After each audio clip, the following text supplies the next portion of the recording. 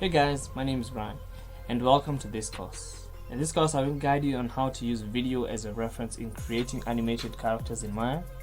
I will also dive in on some of the 12 principles of animation and also show you how you can import video as reference in Maya. This course will help you to quicken up your animation skills and workflow. It is also important in assisting people who are really not skilled in drawing. However, this is an intermediate course and will require some knowledge of how to use Maya and its animation tools. You can also choose to follow along in your 3D application of choice because the techniques taught in this course will apply to any 3D animation package. So when you're ready, be free to hop in and I will see you in the next lesson.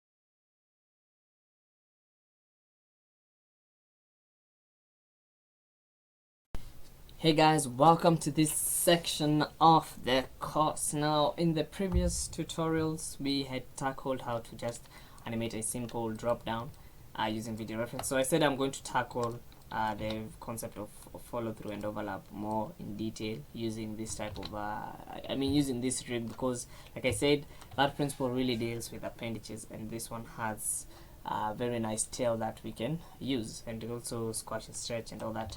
So this rig is the link is also in that document. You're still going to find it from this link, so just open that link and go ahead and search for this rig. Okay, again, I cannot provide them in the project files because I do not have permission to distribute them, because this course is going to be it's going to be sold on tutorial platforms, so that is automatically commercial use and the owner has not allowed it. So make sure that you download this rig, and in the next lesson we will meet up and continue animating using video reference.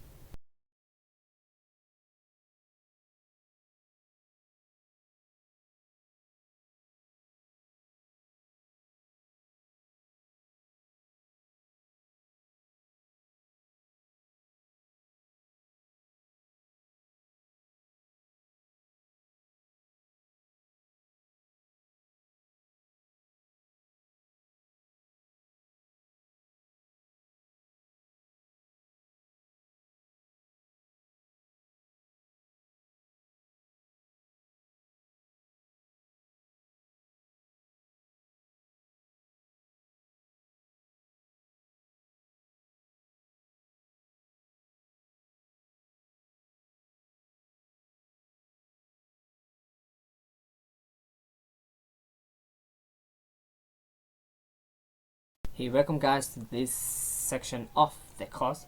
Now I did fine-tune the animation, okay, and in your case you can fine-tune it further, add more follow through and overlap. For me, I did not find it working very well for this type of an animation, but I just hope that now you've understood, or maybe I've showed you a way that you can animate. In case you're not really good at drawing, you can animate using video reference and how to approach using video reference. Okay, remembering that it's video reference and it's only there as a guide. Okay, it's not something you should follow to the letter, but mostly for me, like in my case, it helps me with the timing. But as you can see, I had to offset some keys because they did not look right to me. Okay, and this is the, I would say this is my final. You can obviously, there's always room for improvement if you feel like, but again, like I said in the previous tutorial, sometimes it's good to step back and just let things be, because you're just going to end up messing them up. So I'm going to continue on now with the, because I feel like that follow through and overlap needs to be done on another rig. Okay, so in the next lesson I'm going to talk about or I'm going to start animating using the other rig.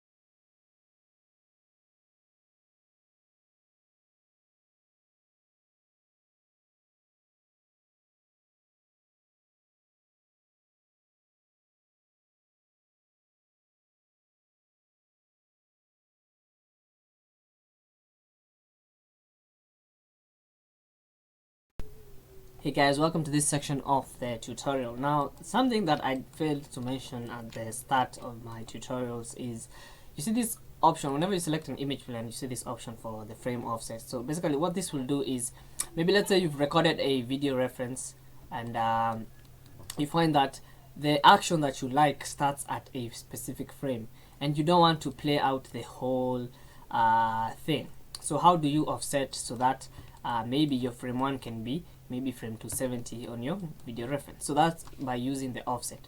So this is to just make sure that you know which keyframe number which keyframe number your the action that you want starts at, and make sure you input it on the offset. A good video player that I can recommend that can show you the amount of, or the keyframe that you are looking for is there's this thing called Keyframe Pro. It's a video player. Let me open it here. It's a video player that if you like buy for the advanced version, you can even sync up the Maya's timeline to it. So the good thing about this, when you play, you see it indicates the frame. So let's say the action that you want is at frame 78. So you see this will tell you that it's at frame 78. So all you'll have to do is just come on the offset and place frame 78.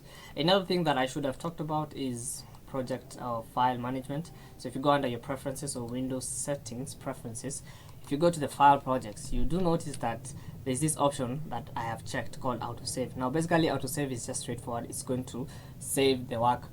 It's going to save your work automatically after every minute that you indicate. So this is good if you don't want to get, or if you don't want to lose your file. Now another thing that I would recommend is on your save settings, make sure that you have incremental save. So basically what incremental save will do is, if let's say like this is 001, if I was to do an incremental save, it's not going to overwrite this file, but it's going to write a new file called 002, which is essential if one of your file gets corrupt, like I talked about earlier, the file that was corrupt. So yeah, that is something that I did want to mention before.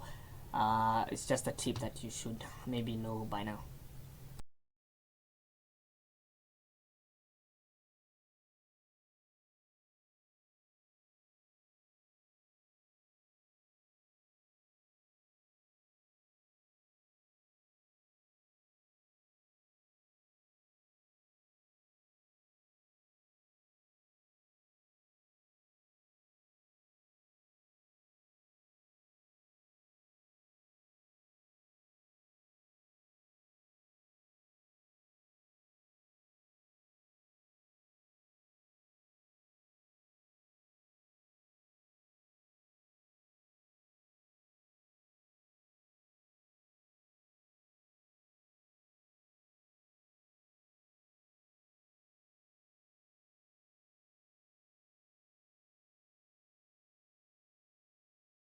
Hey guys, welcome to this bonus tutorial. Now I did notice that I said you can convert video, but maybe you're out there, you don't have licenses to Premiere Pro.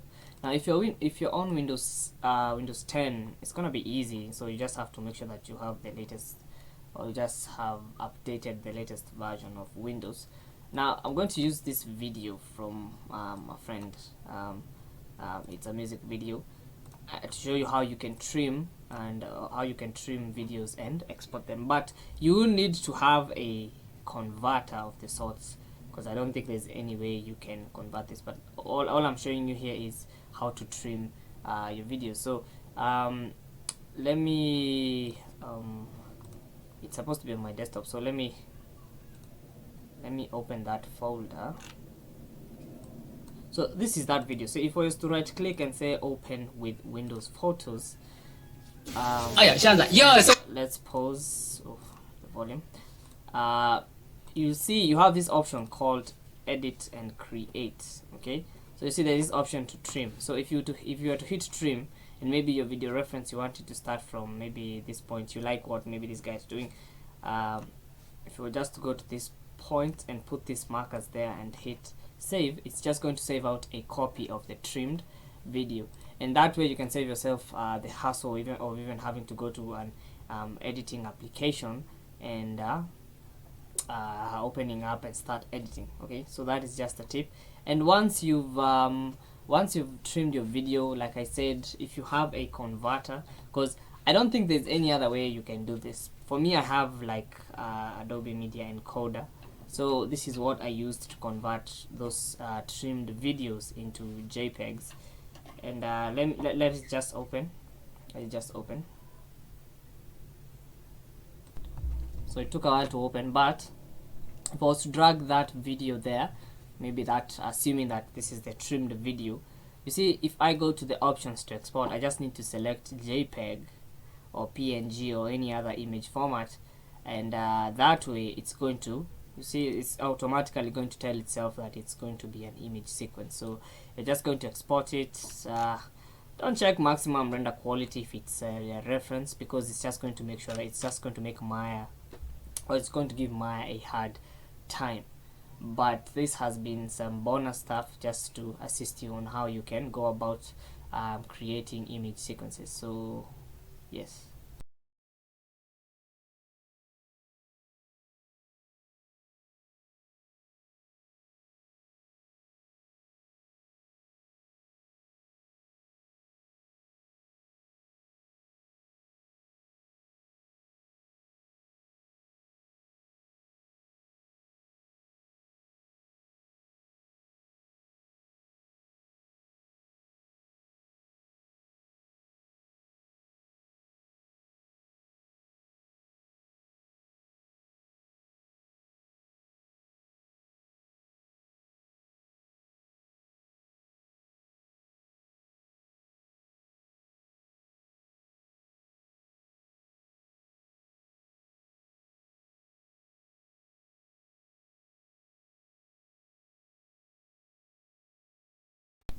Hey, what's up everybody? Welcome to this section of the tutorial. Now, just as a disclaimer, I do live in a noisy neighborhood and I have a child around the house, so he has a tendency to come knock on my door, so I may sometimes cut and skip to a later part of the video because he's a kid.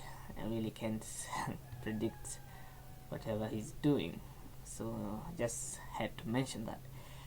Anyway, so in this section I am going to talk about the project files, or the working or the reference videos that we are going to use. Now, they're not necessarily videos, but they are a sequence of images that we are going to use that are derived from videos. Now, the video reference that I'm going to be using is from a video called The 12 Principles of Animation on YouTube by Alan Becker. So let me just put this. So this is the tutorial that I'm going to be, or this is where I'm going to be pulling, this is where I've pulled some of or most, or not even most, all of the sequence of images that you're going to find that I'm going to provide. So it's by Alan Becker, The 12 Principles of Animation. So the other source, or the other thing that I'm going to provide is, of course, the reference images themselves. So this is what I'm talking about.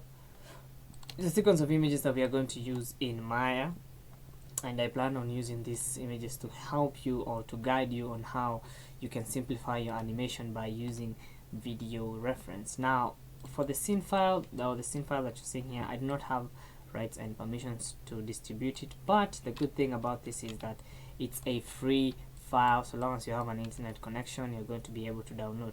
So in that folder that I'm going to provide, so don't expect to find the scene files here, don't expect to find these two.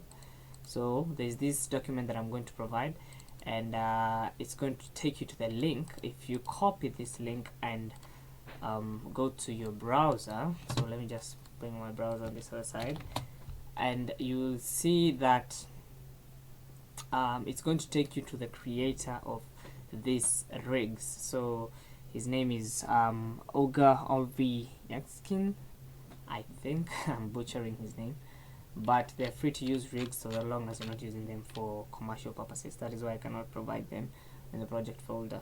Okay, so yes, they're free for everyone to download. So the rig that we are going to be using is this one and this one. So make sure that you go ahead and download them and follow along. So other than that, I will see you in the next one.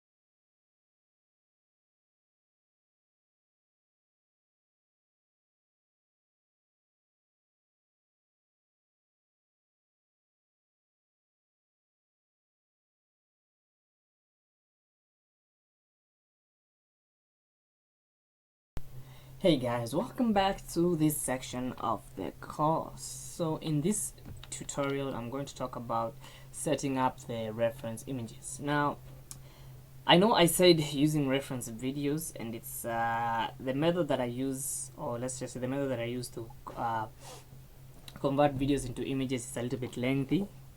But for me, I find it's the best process because one of the limitations of Maya is Maya cannot read video files. So if I was to, let me go to the front view. If I was to go to the front view, activate texture mode, and I was to go to view, image plane, import image, and obviously make sure that you set your project so that you cannot have to go digging. So I'm going to set my project. So set, let's go back and try that again. So view, image plane, import image. So yeah, so the thing about Maya is Maya does not play video files, it only plays image sequences. So in this case, which one am I going to start with? I'm going to start with the squash and stretch. So I'm going to select this image sequence and I'm going to say open. Okay, now you can rescale the image plane to fit your character. Now if you hit play, first of all, if you hit play on your timeline, you notice that nothing is happening on the image plane. Okay, so it's not that there is a glitch, or it's not that there is a problem. It's just that you need to go to your attribute editor while having the image selected and make sure that you check image sequence. Now this works for most textures. If you ever wondered how you can create a television, you just need to apply a texture and then check the option for image sequence. And now you see that if I was to hit play on my timeline, it does play. Now it's a little bit laggy because I am recording at the same time, but I think, yeah, I think this animation is exactly 48 frames. That's just that is a coincidence. So I am going to try and match up my image plane, like the size of the character, to my model. So I'm just trying to make sure that they are almost the same size. And it doesn't have to be the same size. For me, it's just more of a preference. Okay, I think now it has gotten bigger. there's a rooster. Yeah, and that's better. So as you can see now, it's playing video. So even if Maya does not play video, you need to make sure that if you've decided to take a video of yourself doing something, you're gonna have to go through the process of going to a software like Adobe Media Encoder, or I think any other converter, and convert your video into an image sequence. So if you check the JPEG option, if you render it out as a JPEG, it's going to render out as a sequence of images. Now I have already done that work for you, so that you cannot have a lot of work to do. So as you can see, am I going to leave this image on the front view? Probably, yeah, I'm going to leave it. I think it's not really distracting me that much, but it's I always have the option to turn it off if I don't want to see it. So yeah, there is that. So in this video, this one has been a short one. I showed you how to import an image sequence in Maya.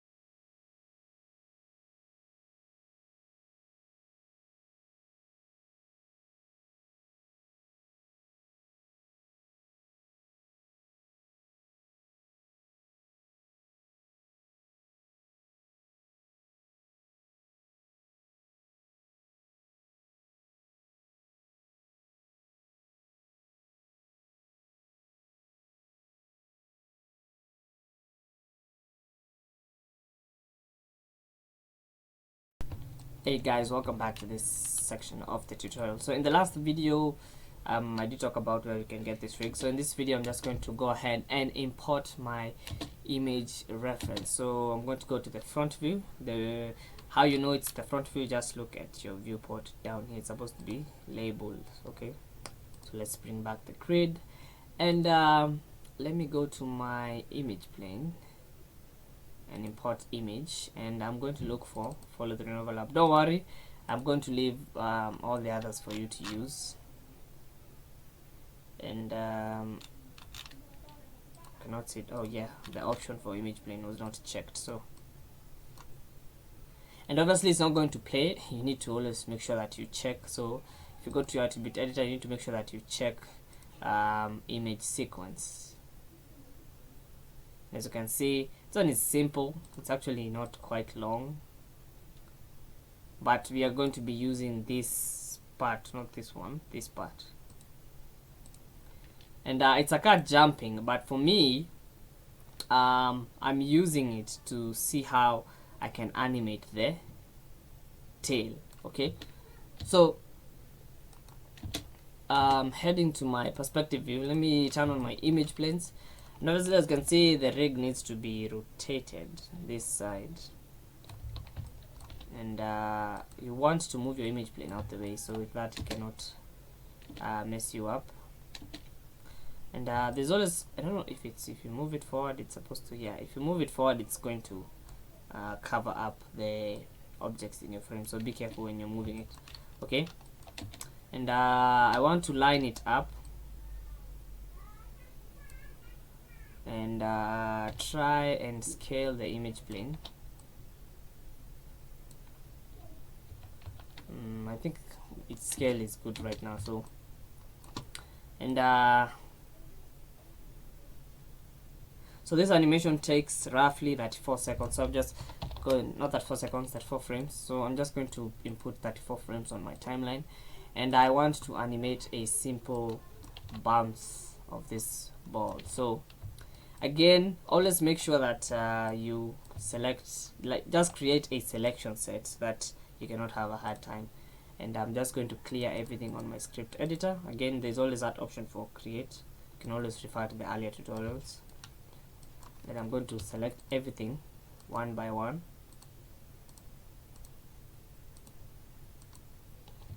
And I think, like I have learned from the previous tutorial, I think it's good to separate these objects into different layers. So I'm just going to put these main ones on one layer. So I'm going to create their own selection group,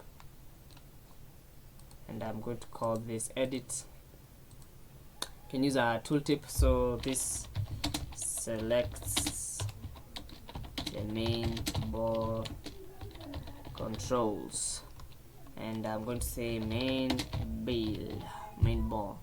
So that's the shortcut for creating this, and if you hit it, it's supposed to select both of these items. Oh, okay, I think I selected the image plane. You can always edit the command, by the way, if you just right click and say edit. So in this case, I need to select this one. So let's go to the script editor, clear everything, and when I select this, so this is what I need to replace with. Let's get rid of the command of the image plane, and it should be fine right now. So let's select and see. It's not working. What seems to be the problem?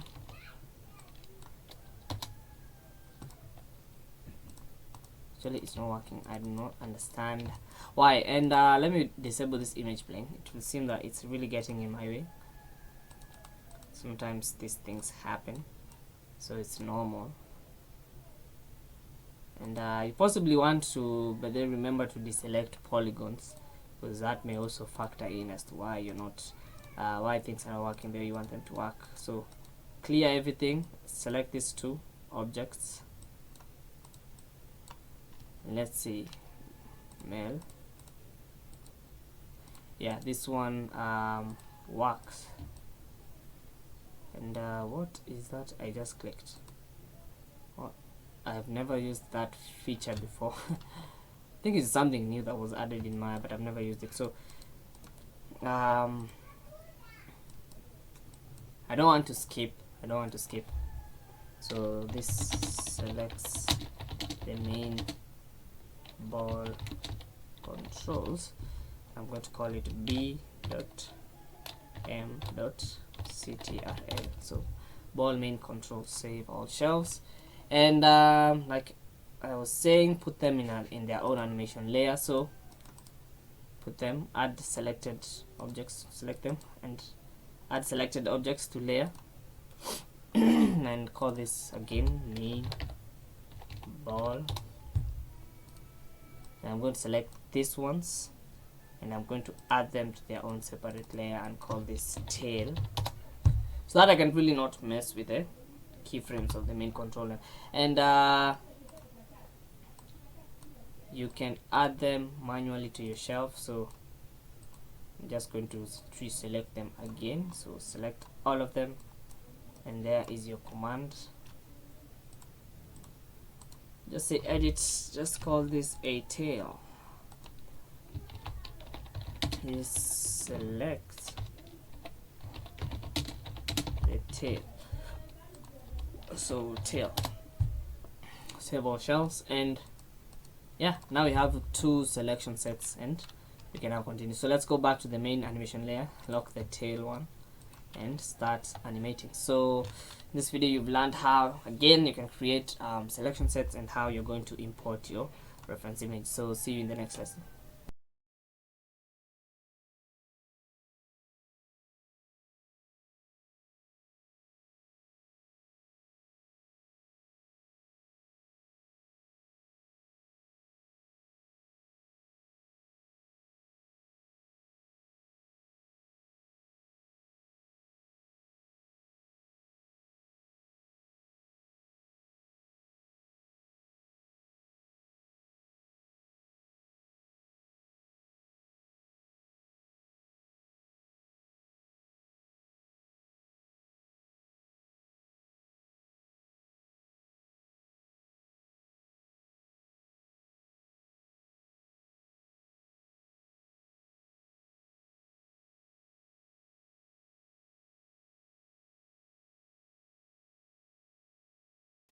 Hey guys, welcome back to this section of the tutorial. So the version of Maya that I'm using is Maya 2018, but these rigs I believe will work with any version of Maya, I think from like 2010 coming onwards. I am not quite sure, but I'm pretty sure everyone has Maya 2013 and above. And if you don't, just access the student license and use these rigs.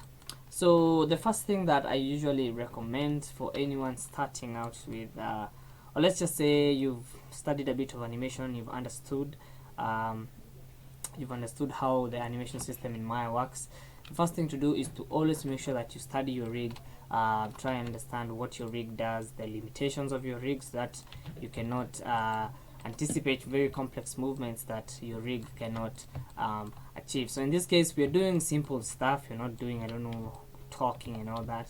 Maybe I can save that for a future tutorial. So a simple rig like this will work fine for what we are doing, and I like its simplicity, I like the design, I just overall like the way the rig feels. So study, make sure that you know what each and every control in your rig does before you go or before you start animating. Now another thing I'm going to point out is you notice that I have a custom shelf. So you know, if you're beginning out, this may be a little bit daunting, but these are just scripts you can find. I'm not gonna lie and say that I'm good at scripting. So these are just scripts from other people that I'm using currently, and you can I'm not going to provide them, but as you work or as you continue working, you're going to find that you need shortcuts. Some of this stuff which exists in Maya, so a good way to create shortcuts on the shelf. So let's create a new shelf. So by going to this setting icon, new shelf, let's call this test shelf and say okay. Obviously Maya does not like spacing, so test. So like things like freezing your transformations, you can always hold down, and I'm on a Windows system, so I think control is the command key on the Mac if I'm not wrong. So if you hold down Control or Command Shift, and in this case I'm looking for freeze transformations, the minute you click, you notice that a shortcut appears on your shelf. So that's how my custom shelf has a lot of shortcuts. Okay, another way to add shortcuts to your shelf is by using the script editor. I know I said I'm not good at scripting, but some of this stuff is quite easy to do.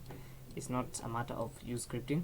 All you have to do is just make sure you clear everything, and whatever you do in Maya is usually reflected in the script editor. In the script editor. So you see, I deselected this control, which I think controls the spine. You see, anything I do reflects. So if I was to clear out using either this erases the, I think this erases the bottom part, this erases the top part. So if I was to like do what? So if I go to that test shelf and select this control, then highlight this command, middle mouse drag it on the shelf and save it as a mail because it's on mail, you see all of a sudden now I have a shortcut. So I have a shortcut for selecting my rig. Okay, so I'm just going to right click and delete because I don't really need it. So why am I talking about shelves? It's because to save yourself some time in selecting, because when you're animating you need to make sure that you're keying a lot of the stuff so that you cannot have some wonky or wobbly movements. So what I usually do is I go to the script editor and I'm going to clear out everything, and in this case I am going to highlight everything, and I am going to, I obviously don't need to select this, so I'm going to deselect this, and this is now a command. If I was to press Ctrl A and middle mouse drag it on the shelf, you see it has created a shortcut where it's going to select everything. Okay, so you see whenever I hit on that, it selects everything. So you created you just shortened your time, or you wouldn't have to waste a lot of time selecting everything again. So if you right click and say edit, go to shelves, in this case I'm going to say this selects the tooltip, that is, this selects the bony rig, and the icon label I'm going to call it bony. You can choose to mess around with some colors. Maybe let's give it a tinge of purple, and what kind of a background? I think that works well. And yeah, so you can always rename up here, but I'm not going to waste time doing that. So I'm going to say save all shelves, and as you can see now I have a neat control where I can always come and select my rig. So as you can see, that will really save you a lot of time. Another way of creating selection sets is by just going to create select sets, quick select set, and it's going to add, it's basically like the same thing as what I'm doing, and it's going to add them to your shelf. It's only that I'm used to selecting things manually. Now the thing about this rig is that it does have an FK system. So let's check. As you can see, there's a FK and IK switch. So I am going to turn these ones on, because the minute I selected everything, I did not select the IK control. So you can always be sure to make sure that, always like double check that you don't have hidden controls. Okay, so in this case, and I need to rename this and call this FK, so that I can know that this one is a selection set that contains the FKs. So save all shelves. I'm going to repeat the selection again, and let's go to the script editor, clear everything. So this one clears both the top and the bottom, and I'm going to highlight everything, deselect the global control, Control A, middle mouse drag it, it's a mail script, and I'm going to say edit, and under the tooltip, this selects the bony rig with IK controls. So I'm going to say bony IK, so that I can know that this one is IK, and it helps that it's a different color. So FK, IK. Okay, so that way when I'm animating and I switch to IK, I know that I have this other option, and when I'm using FK, I know that I have this other option. So other than that, I don't think I have anything else to talk about in this lesson, and I will hope to see you in the next one.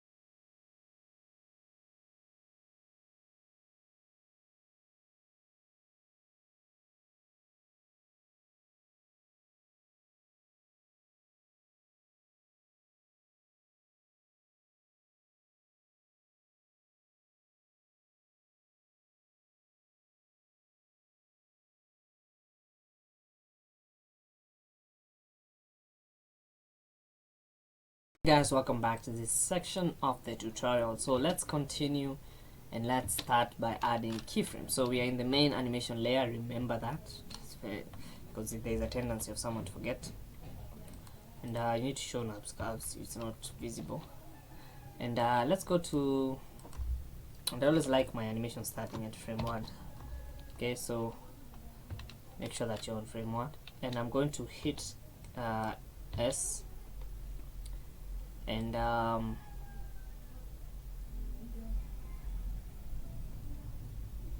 this is the main, this is the one main pose. So the ball is up,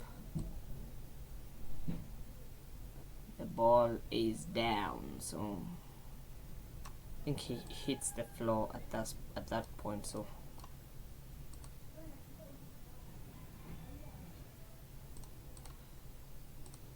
okay,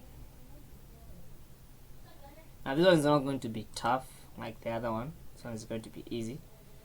Okay, now that I've gotten the timing correct, the thing is I notice that the cut anticipates, so it's good for you to hold that pose. So, and this is where now, instead, because this is not a cut, this is where you can add squash and stretch. So it's because even the cut itself is squashing. So, and oops, I did not key everything.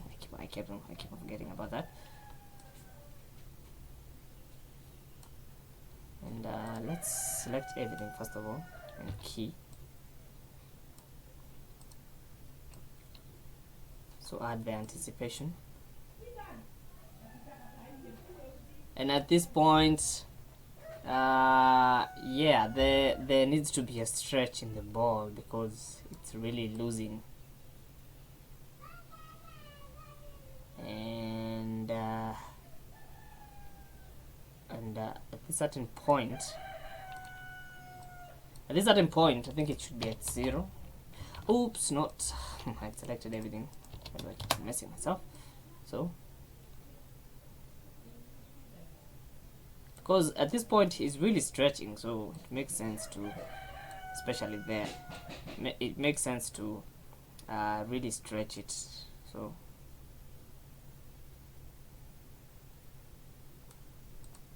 where this ball hits the ground, this one should be at 0.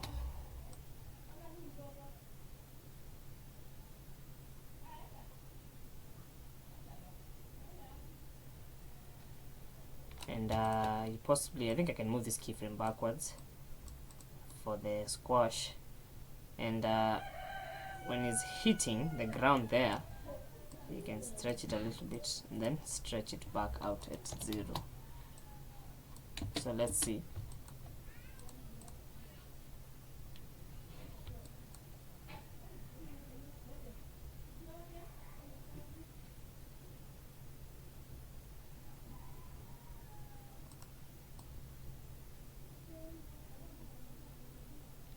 I think now the thing remaining for this pose is to add a hold, because it's really not holding this pose. So let's add let's add a small pose.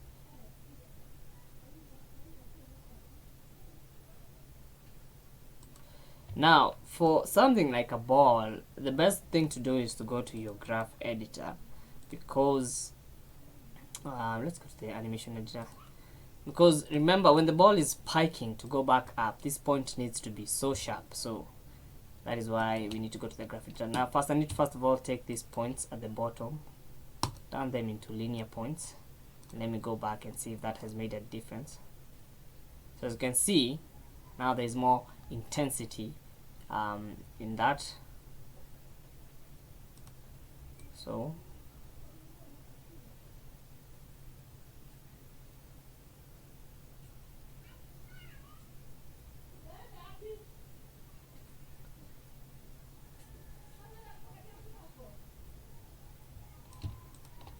and I think this frame can be held. So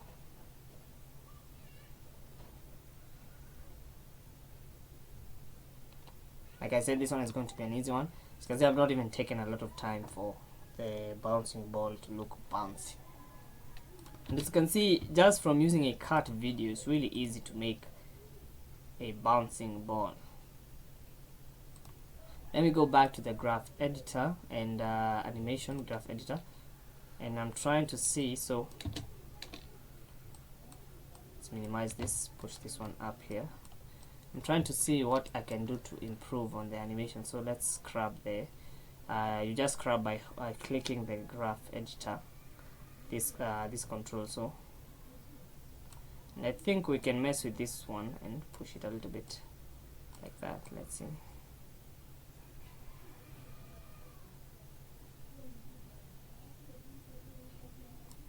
I think what can happen is I can try and scale this so that it can hold that pose longer.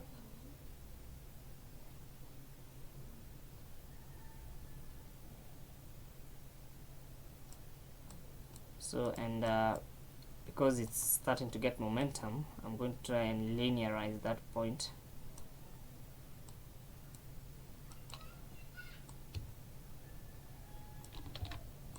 You can always break tangents, so by right clicking and say break tangents, that way you can have individual control. It's never that you're stuck at that one point. So I'm just trying to see if it's really helping. I've noticed that when he's coming down, when the ball, not his, and when the ball is coming down, I should not have broken this tangent. I think it actually should, it's supposed to be the opposite. It's supposed to be quicker. So let's see, does that help? So break tangents, mess with this one. I need to see if it's really helping, because I don't want it to hold this pose forever. So it will make sense if the ball is heading towards the ground quicker. And again, it can also be an issue of spacing of the keyframes, so you can always space them back. Remember, you're not stuck. I think it was the spacing that was affecting it. And the good thing about this is that you can always exaggerate those keyframes. So I'm not going to extend the lesson. In the next lesson, I'm going to try and exaggerate the jump so that maybe it can seem a little bit more natural. So see you in the next lesson.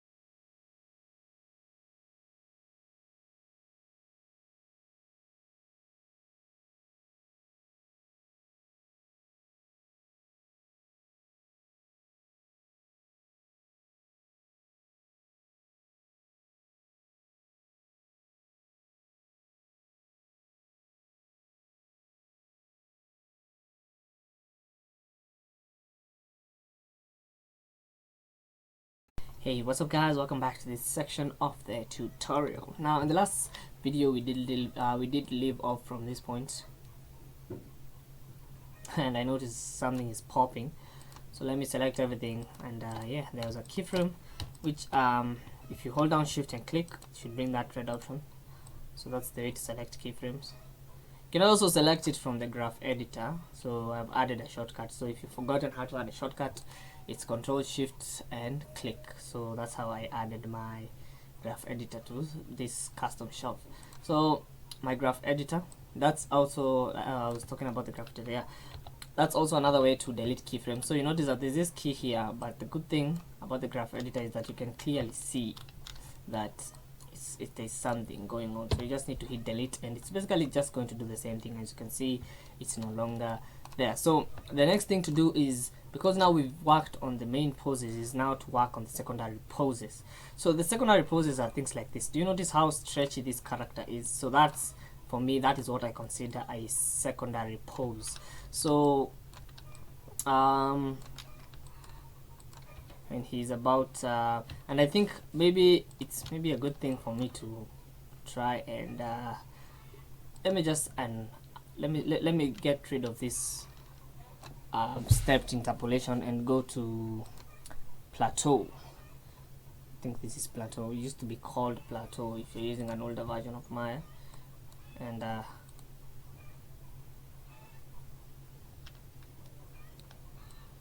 kind of quick.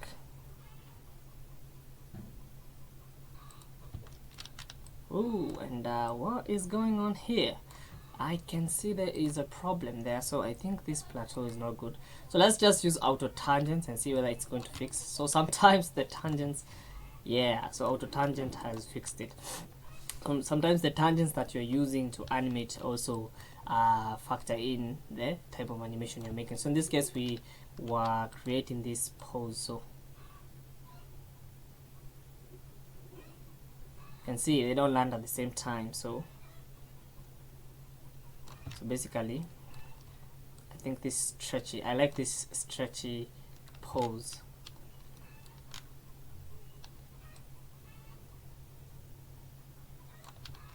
So he's stretching. So let's take this to world. So holding down W. So he's at full velocity heading to the ground. And because it's heading downwards, this one is also going to be raised a little bit because it's acting in the opposite direction. And instead of now being slanted, I think he's going to be a little bit straightened up. So let's work on them individually, because now his body is kind of stretching and he's supposed to be looking down. It's like, whoa, I'm really going down. And because of the force of gravity, his arms are going to be the arms are going to be raised a little bit because they're being the principle of animation called follow through and overlap, where the appendage are the last ones to catch up. So arms sometimes do fall in that category. That's why when you're walking you swing a lot, because your arms are the last to catch up with your body. So, and obviously I don't expect his arms to be relaxed. He should be kinda uncomfortable with what is happening. Just trying to make sure that it looks as natural as possible. So, and it's falling, and always make sure that when you look at the silhouette, it really looks like, and I can see this one is okay. You can also stretch out. The good thing about this rig is that it has the stretchy controls. And again, avoid twinning. I don't want these poses to be exactly correctly, not correctly, to be exactly the same. So there is that. Make sure to avoid twinning. And let's see. And in this case, you should maybe, let me just key everything to just be on the safe side, because you might not key and then some things will start popping, some things will start going in weird directions that you do not want. So just to stay on the safe side, I'm just going to key most of the things. So let's see. As you can see, because he's approaching, and he's also supposed to be I think this pose can be moved a little bit forward, so that's what I think. I think it's really far behind. So at this point he's really stretched because he's nearing the ground. And the other pose is, now basically this is not like and I think he's going to rise up a little bit, so there's no way he's going to stick like this, so that he can generate the momentum to come to this pose. So I'm going to add another pose here, which is a moving hold. So by middle mouse clicking that way, I can just copy this pose, and remember I've selected everything, and then I can just push this one a little bit up, because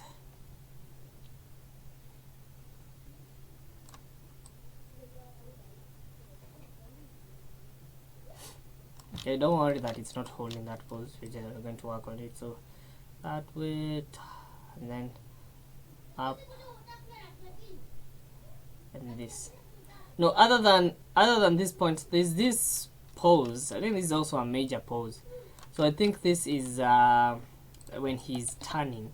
So let's also work on this one. So the best thing to do is key everything, and let's try to show that he's really changing, he's really having a change of direction.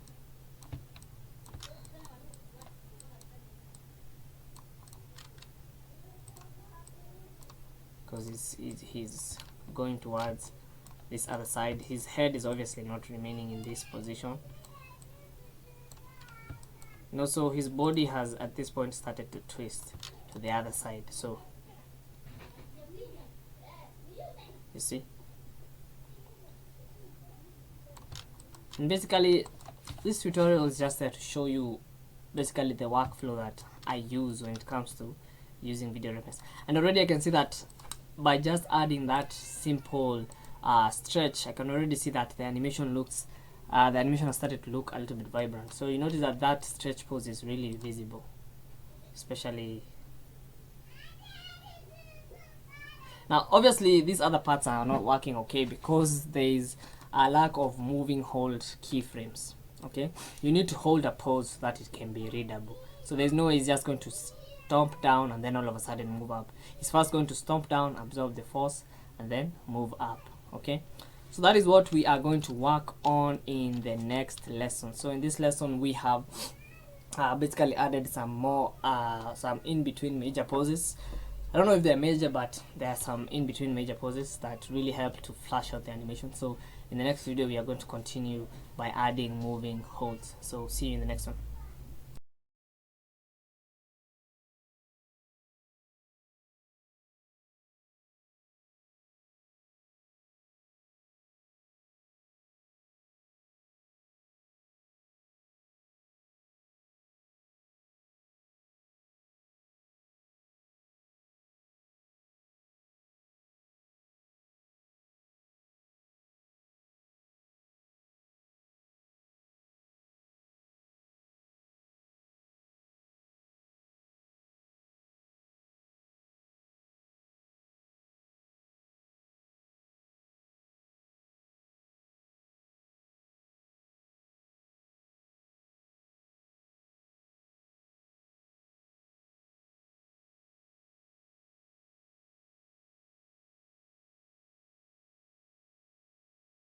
Hey guys, welcome to this section of the tutorial. So in the last one we were supposed to add moving holds, but we did not.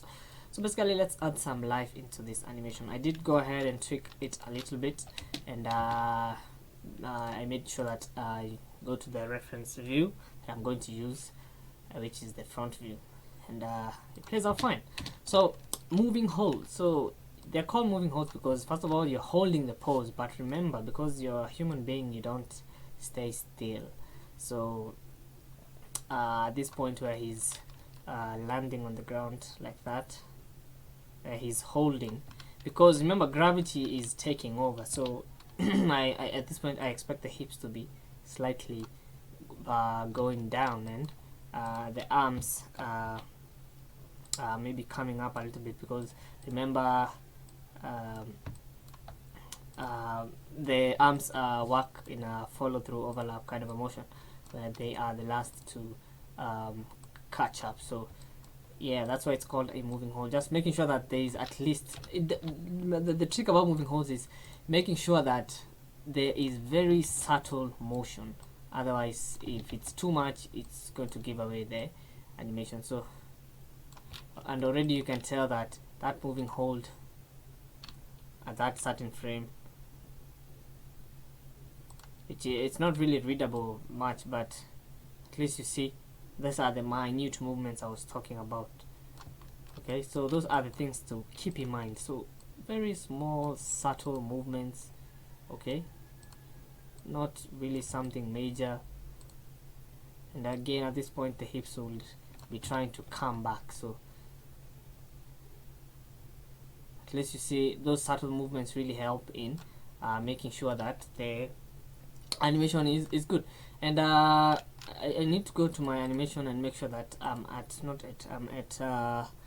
plateau, not plateau, auto, because remember in the graph editor we did set it to auto. So just keep that in mind, because if you don't, you're going to get some weird keyframes. So I'm just going to make sure that everything is auto, because it wasn't set in this preference editor. That's why it's not as, it wasn't as smooth. Okay, so the next moving hold is let's go to which pose. So this one again, because he's rising up again. Remember, it's more of like the forces of gravity tend to take place. So I'm going to go back now. It doesn't have to mean that you have to manipulate the next frame. You can always go back and tweak your initial frame. Okay, it doesn't mean that you're stuck manipulating the next frame. You can always go back and manipulate the previous frame. Okay, so some subtle head movements, some subtle, very subtle hand movements here and there. Okay, and that is what is going to constitute. It's almost the same pose, but it's slightly different, and that is what makes things look lifelike and all that. So for now, I'm concentrating on the major forms, not the fingers and all that. Those ones are mostly secondary stuff that usually need to do last. And obviously, maybe move the knees quite a little bit, okay, because they're also moving. It's not like they're stationary. And you see, just by adding moving holds, you have very slight motion that makes it look quite realistic. Okay, remember, you're not, you see, do you notice the difference now?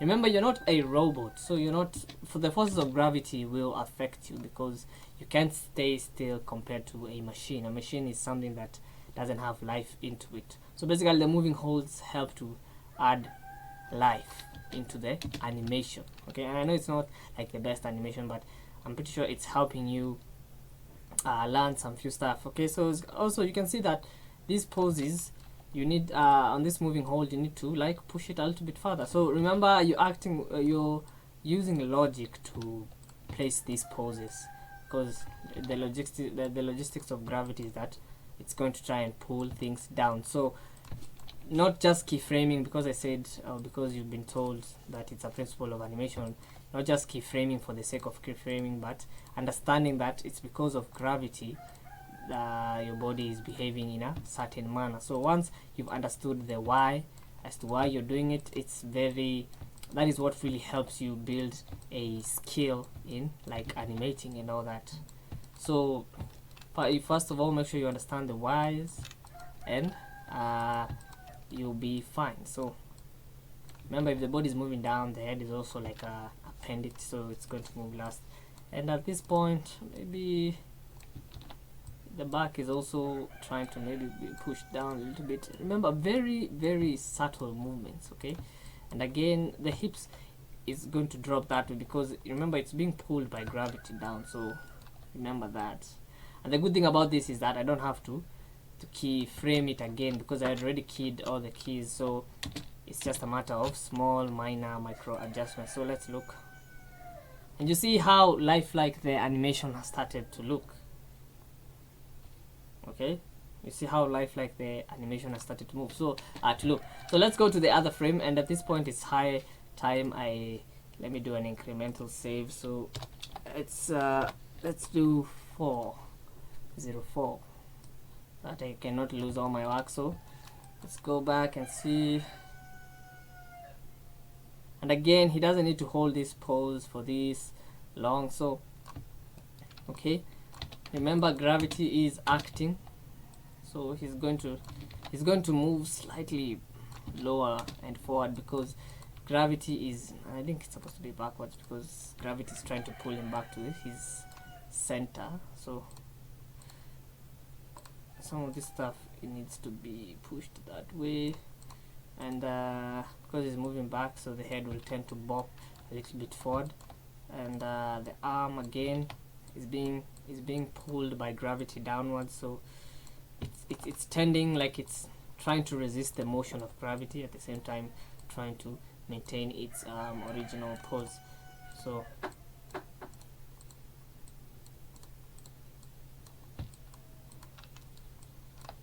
okay, minor movements in the knees. Remember, he's trying to be stable, and let's see if it's too much, because sometimes it does, the moving hold can be too much, so you have to be very careful. Like I can already see that.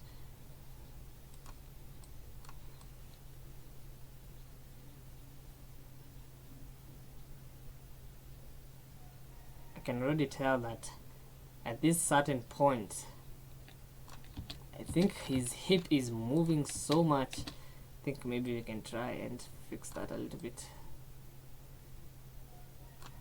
Push it maybe backwards that way. Let's see.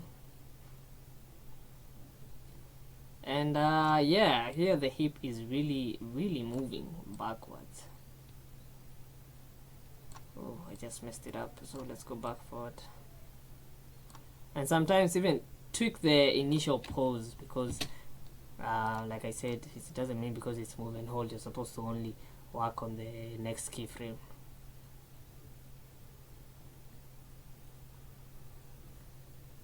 So, and I noticed that the move and holds now look a little bit more natural, and it's really good. It's really turning out okay. So I'm not going to extend this lesson further. In the next lesson, maybe we are going to talk about follow through and overlap. So things like the arm, the feet, those are the things that we are going to focus on in the next lesson. So see you in the next lesson.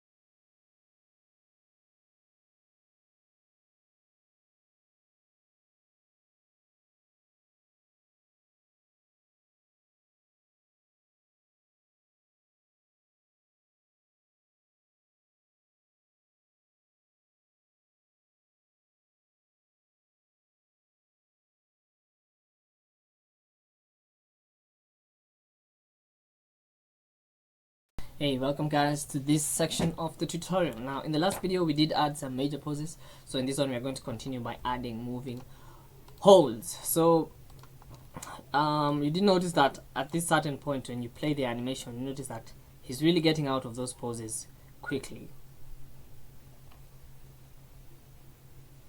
So the thing to do right now is to make sure that I add some moving holds. So at this point where he's coming down, so let's just give him some few frames, maybe frame 15, hold the pose, so that the pose can be readable. Now, and they are called moving holds because it's you're holding the pose, but remember, because you're human, you don't really stay still. So let's first add all the moving holds. So once he's up, we can again add another moving hold there, that he can move that way. Again, hold the pose, and again when he's moving towards this keyframe, again hold the pose. So let's see how it plays out right now.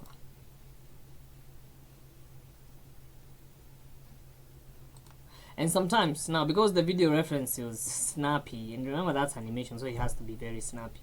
If you notice that things are playing out too quickly, now the best thing to do is to just space out your keyframes. So I'm just going to select everything. I'm going to increase the time on my time slider, maybe increase it up to 60 frames and see whether that is going to help. Now obviously at this point the image plane might stop working, so you notice that it's no longer working because I'm already past its threshold. So let me disable the image plane. I keep on forgetting to do that. Keep on doing this. Okay, so I'm just going to select everything. Okay, hold it like this.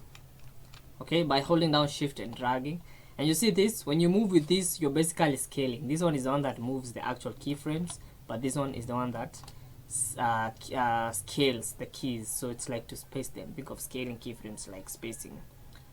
Okay, now the only problem with this is that you're going to get some in between frames, which some decimal values, which is not a good sign, but it's fixable. It's just by doing right click and going to snap. If you hit on snap, it's now going to make sure that all the keyframes are snapped to whole numbers so that you cannot get some weird things happening. So let's look at the animation right now.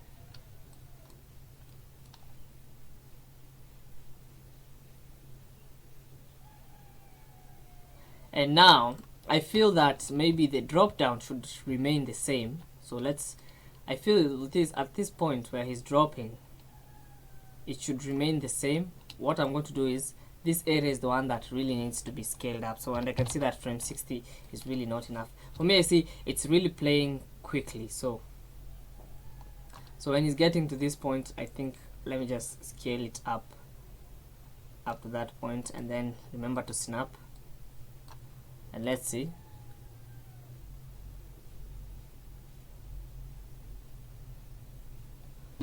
Looking at everything, making sure that everything plays out fine. Okay, I can see that my arm has some weird motion. My arm here has some weird motion, like from this point. It's all of a sudden snapping into place, but it's not something that we can't fix. So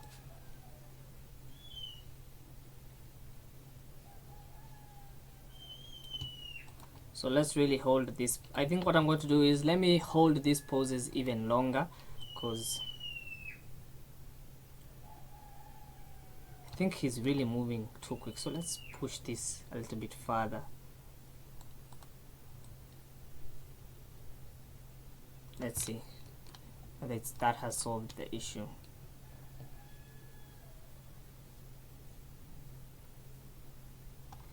And I still feel as if now, instead of scaling, now what I'm going to do is, let's add the keyframes. What I'm going to do is, I'm going to just move the keyframes manually. So I really want him to hold or to stay in position for a while before he can just go to this posture. So let's move and see. Okay, so you can see that even if I was using video reference,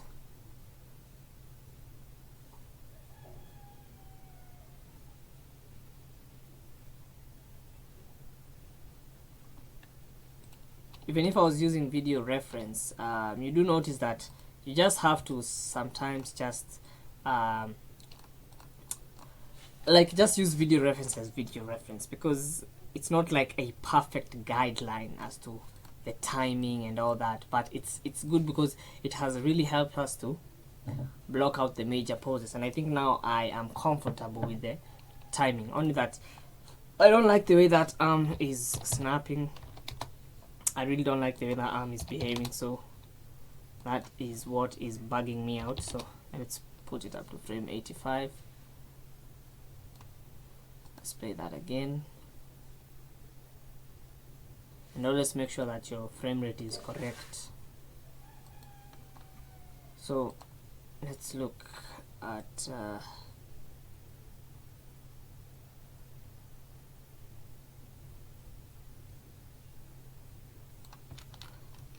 so it's at this keyframe that there's something weird happening.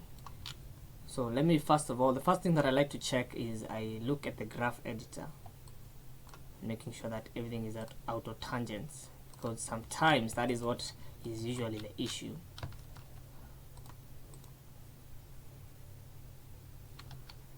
And I can still see that I'm behaving in a very weird behavior. So I don't know if it's this section that is the problem. Let me look at the graph editor and see. And notice how jagged this arm looks. Let me see.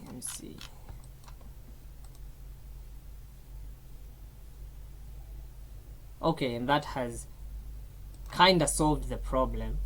So you see, sometimes you just have to go there individually and look. I mean, you can always use auto tangents. And this one, by the way, this one is it? No, this one is flat. No, I don't recommend this one. Just use auto tangents. I think I don't know, they've changed the graph editor quite a bit, so some of those things don't work as the way I remember working in them in older versions of Maya. So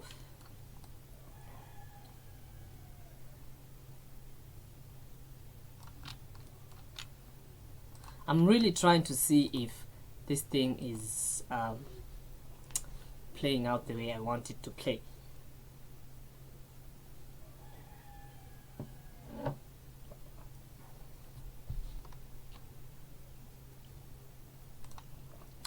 And I want him to take longer on this pose, because this is the most recognizable pose. So let me go back to frame 100. And really, basically that's what animation is. It's just fine-tuning, just continuously fine-tuning your animation, seeing whether that making sure that everything that you're looking at plays along well. So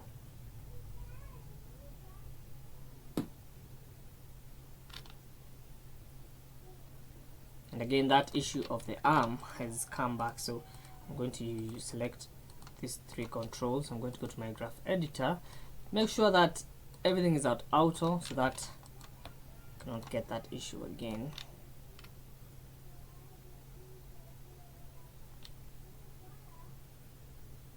And I really like the fact that now he's holding that pose, because he's then moving. And also I think he's moving a little bit too quick into this other pose, so I'm going to drag these keyframes a little bit forward and see whether that helps in anything.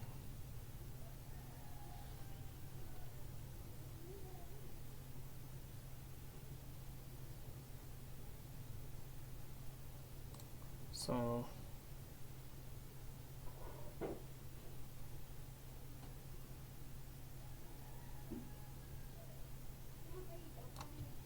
maybe let me try and bring it back.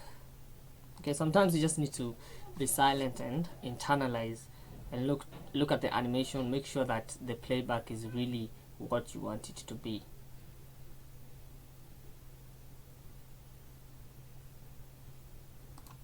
And I think for now it's kind of okay. I might do some fine tuning behind the scenes, but I hope now you get a grasp, or you're starting to understand the method, or just how to approach an animation in general. So I'll see you in the next lesson.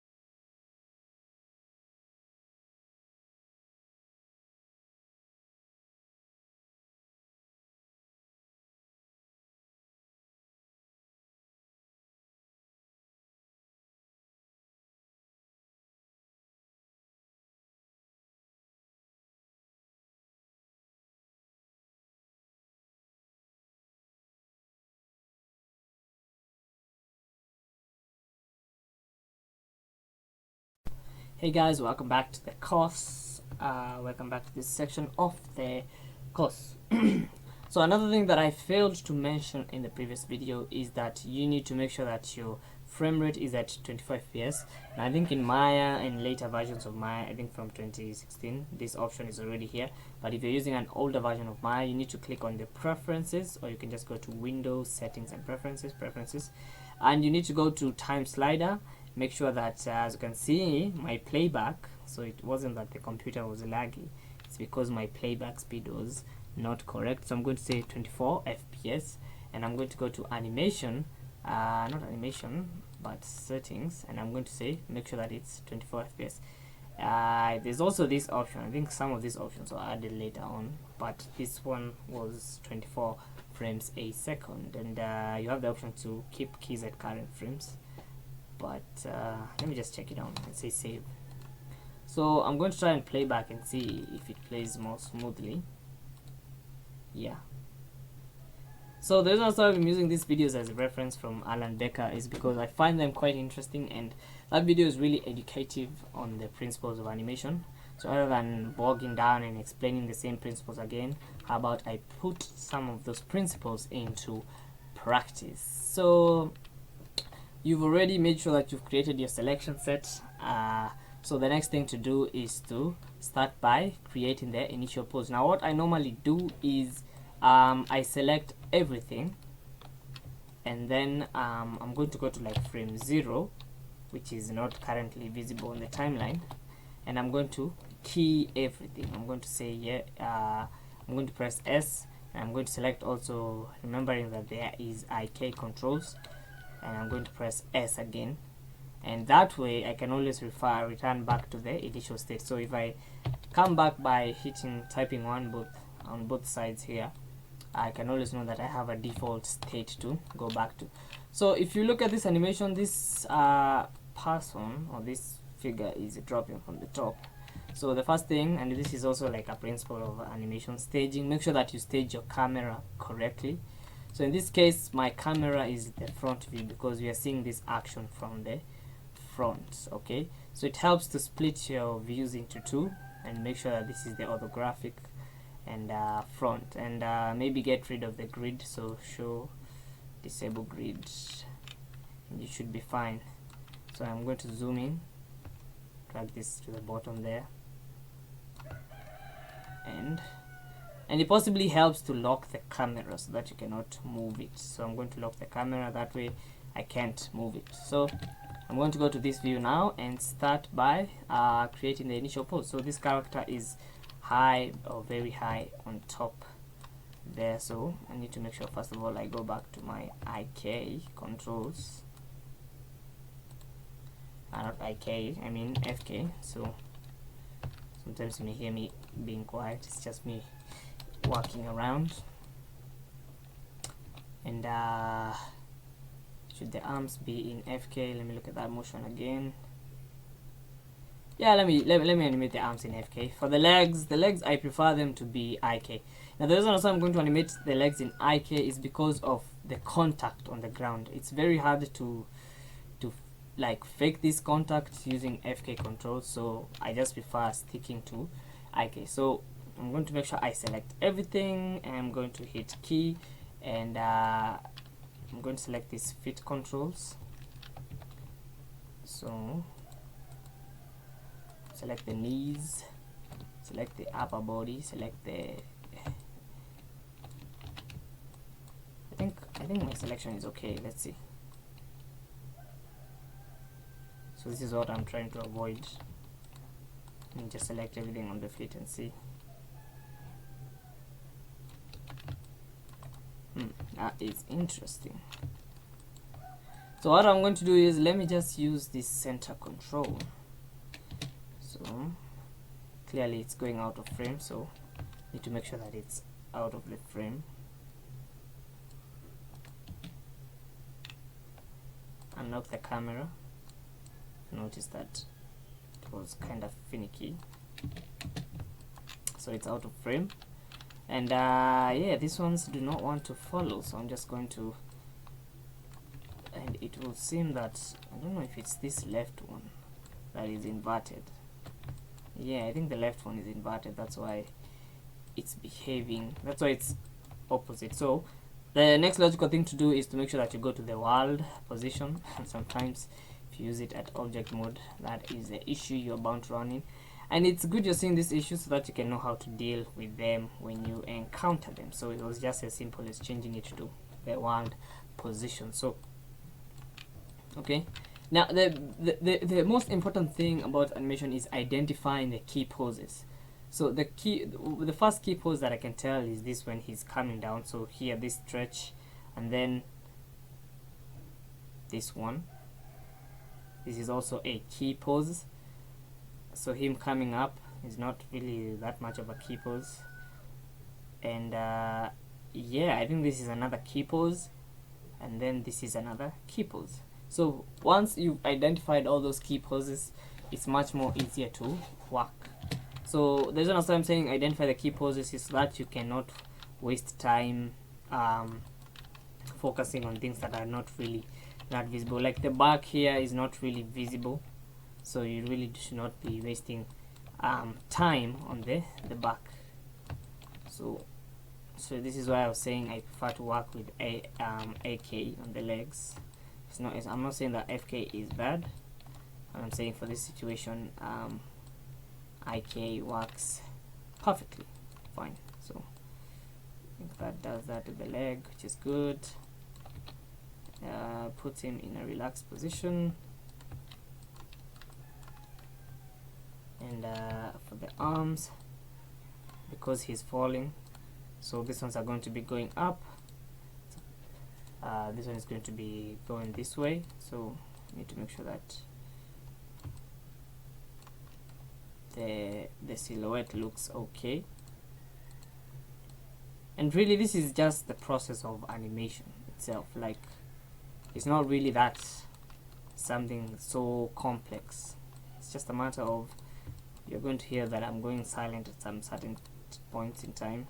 That's because I'm really trying to concentrate on making my pose look as natural as possible, so that thumb doesn't look correct. So let's take it back like that, and follow through an overlap. Remember, when this one goes down, the fingers tend to go up like that. And let's see,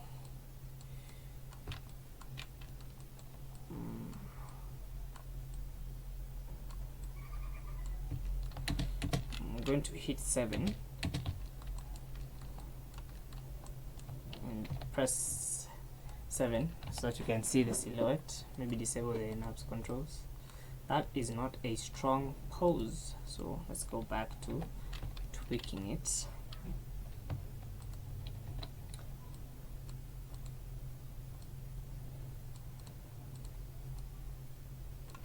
And avoid twinning. Make sure that your poses don't look similar. So that way, oopsie, it's under the object. Why is it behaving that way? If it does not want to be selected twice.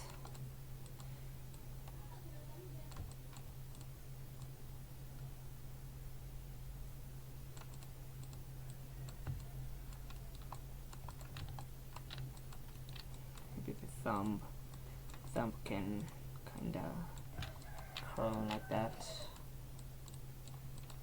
Then, because it's falling from this side, I'm going to slightly rotate this one this way. Okay. Oh, I need to work on the knees. Maybe even if it's stretched, at least make sure that it looks convincing. And the back needs to be arched. The back needs to be arched a little bit, because remember, he's falling. So I think that looks interesting, only that I don't like the way this thumb looks. Something off about this thumb. So yeah, it's supposed to be that way, somewhat leaning towards that side like that.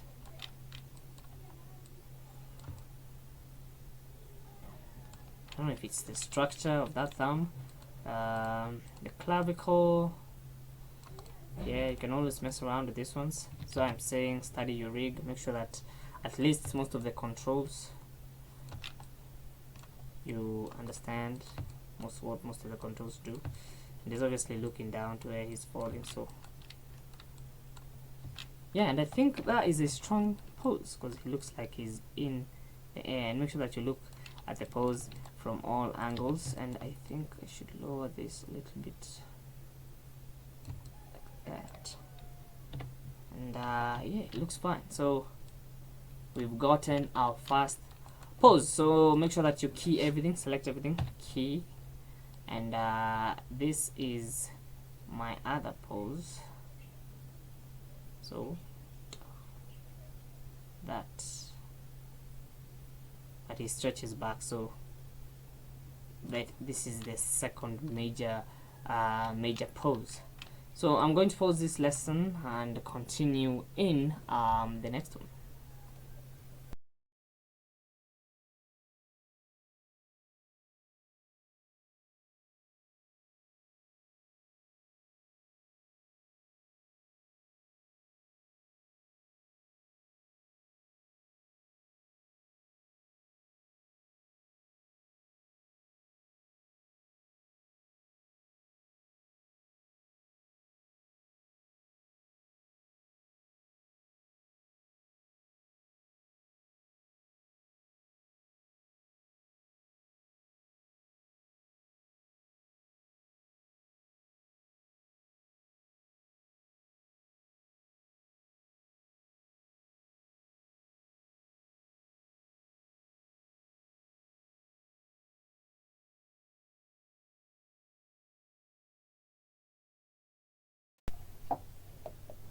Welcome guys to this section of the course.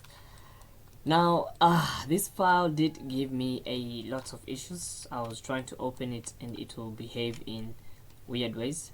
Now sometimes what I encourage people to do is, and this is an undoable action, and even Maya warns you, is you need to optimize your scene size. Like optimizing, it's basically going to get rid of all the junk that maybe Maya is not using, and I find sometimes that helps in avoiding crashes or avoiding weird stuff happening to your file while you're working. So I optimized and I even renamed and saved a new file because it was giving me issues. So we left off here. As you can see, we have these three poses. So let's go to frame 44, and I'm going to select everything and key it. And basically what I like to do is I just like to zero out oops, I did not do the wrong thing there. I like to zero out everything and bring everything back to its original state. Now the feet, if you let me first zero out everything. The feet, if you would have noticed in the video reference, the feet do not move in their position, so that is essential in creating or making sure that that pose is correct. But for now, let me first zero out everything, excluding this one obviously, and also be careful not to zero out the scale or you're going to get some funny things happening to your rig. And seems to be these ones behind here that are not zeroed out, and obviously even the head.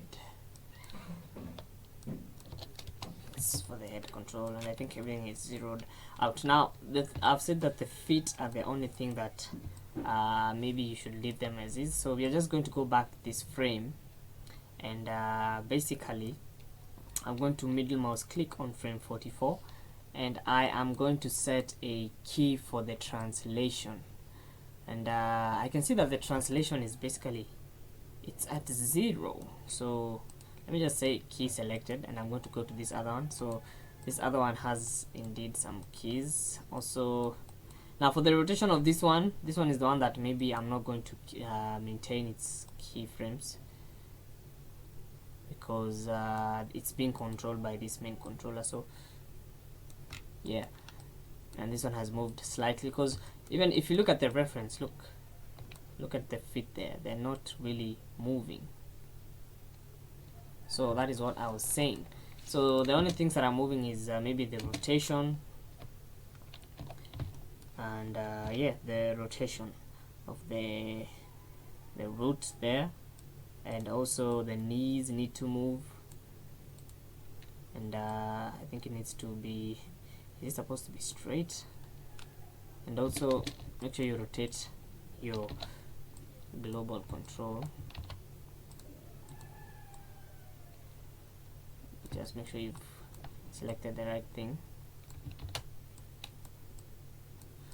And obviously you need a slight bend on your back, on the back there, because he is indeed bending. See, I think this thing is too big, so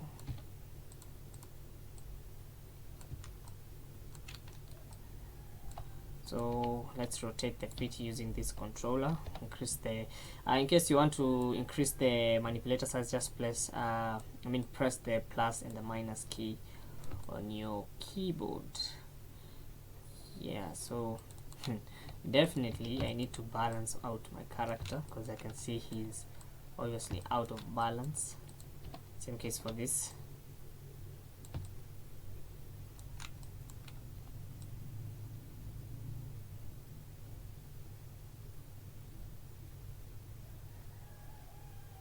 So I'm just playing back to see, to make sure that everything is working as I want it to. And in this case I think I need to push the global control a little bit forward like that, and I feel as if I've rotated this leg too much. Let me zero out and try and work with this other main one here.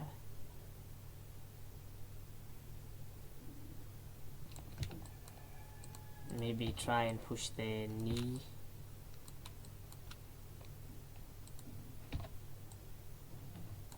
Yeah, I think it's coming along. It just takes a little bit of tweaking, and sometimes the video reference can be wrong. So if you notice, like in this case, I'm noticing there's no really, I'm finding it quite impossible not to move his feet. So what I'm going to do is I'm just going to first of all ignore the reference video there a little bit and do it my own way, because I've noticed that it's giving me some slight issues. You see, that way it looks more stretched. So like I said, the the reference video is more of like, look at it as more of a guideline, and I don't need to match it exactly, because it's not as exaggerated as I'm doing exaggerating it right now. Because you see, if I exaggerate it manually, it looks more appealing. So in this case, the video reference was hindering us. And I'm not saying that this method is the most correct way. All I'm saying is sometimes it's just good to know when the video reference is not really working out the way you want it to work out. So like in my case, it was really not working out for me. So you notice that now the pose looks better because I just decided to ignore the video reference and just basically work off my instinct. So in this case, it's still this arm that is up, so that's interesting. And yeah, so I believe it's there.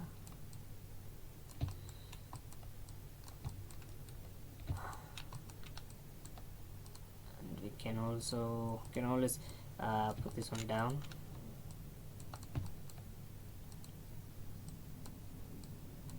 And that's the thing about this arm. This arm is raised and it's quite behind there. So you notice that immediately I'm really getting a good pose, and it's really good that I've just decided to stop using the video reference, because I've noticed that the video reference was kind of hindering me. And remember, this is a 2D character, so it may not have the limitations of an actual 3D character. So take video reference as a reference, not as like the absolute correct way you should work around your stuff. So I'm noticing that I need a better pose for my fingers.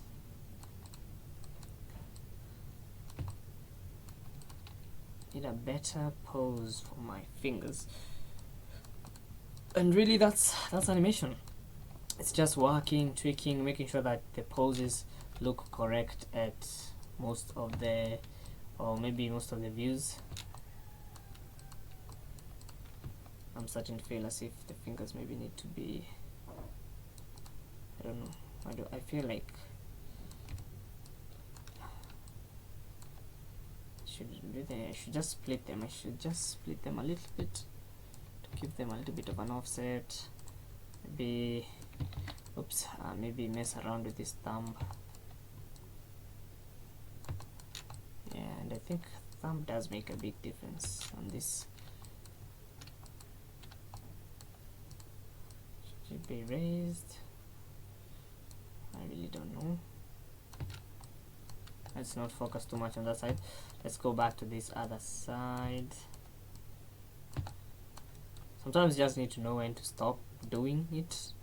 You can just mess up a good pose by just repeatedly focusing on one area and forgetting that there's other areas you need to focus on. So just trying to make sure that this pose looks nice. Oh, and I don't like that. I do not like that. Just tweak them individually. And I'm liking the way this finger blade is offset. So what I'm going to do is I'm just going to raise this finger up. I'm going to set it a little bit. Yeah, it looks more natural like that when it's offset from the rest of the arm there, the wrist, that is the wrist of the arm, the wrist. So And obviously, our head needs to face. Now, if you ever wonder whether this is your image planes, so you just need to make sure that sometimes, not the image planes necessarily, the cameras. You need to make sure that the cameras are off so that you cannot accidentally mess with the camera. Now that I have raised the head, I've noticed that my arm needs to be tweaked. And I think the back is arched nicely. I'm liking the way the back is arched. And maybe the hips, you can rotate the hips, but then remember you have a hip control there. So, and if I was to press 7, yeah, that's I think this arm may need to be fixed a little bit, so let's raise it.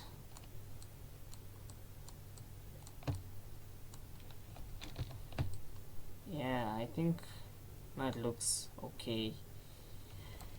Yeah, and yeah, I like the pose. I'm really digging that pose. And remember, it's smoothing out because of in the graph editor, remember that I used a stepped, I don't know if it's a stepped really, but I used this linear curve that does not have a smooth playback to it. So yeah, it's good to help you to avoid the distractions. And yeah, so we've completed both poses. You can work on it more, like maybe exaggerate it a little bit, because also exaggeration helps to sell these poses. And I think maybe push it a little bit forward. Nope, no, not using that one. That one is going to come later on. Maybe try bend it, yeah, that way. And I think now that it's exaggerated, I think it's better. And yeah, I'll see you in the next lesson.